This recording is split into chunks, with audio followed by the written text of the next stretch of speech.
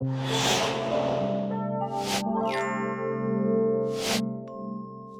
devez avoir le sens de l'accueil, la connaissance des plats, vous adapter et réagir par exemple en cas d'absence ou de retard d'un plat. Tournez-vous toujours vers votre hiérarchie avant d'aller voir le client pour confirmer le problème. En cas d'attente, tous les clients ne réagissent pas de la même manière. Certains se manifestent, d'autres ne disent rien, d'autres encore vont s'offusquer. Vous devez toujours tenir le client au courant et ne jamais manifester de contrariété, peu importe les réactions du client.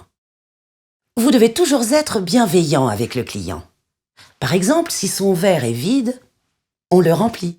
On remplace la corbeille de pain vide, on s'assure que le client est correctement installé, que la table n'est pas bancale, etc.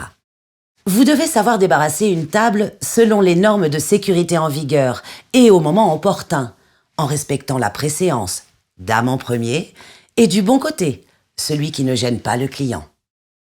Règle première. Servir par la droite et desservir par la droite, à l'exception des gauchers qui peuvent servir et desservir par la gauche. Si vous êtes ambidextre, il faut choisir un côté, de préférence la droite, et ne pas en changer.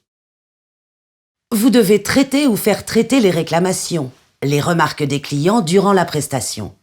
Soyez toujours attentif aux réclamations des clients. Ne les contredisez pas et cherchez une solution. Vous devez identifier tout dysfonctionnement et y apporter une solution, y compris en sollicitant votre responsable.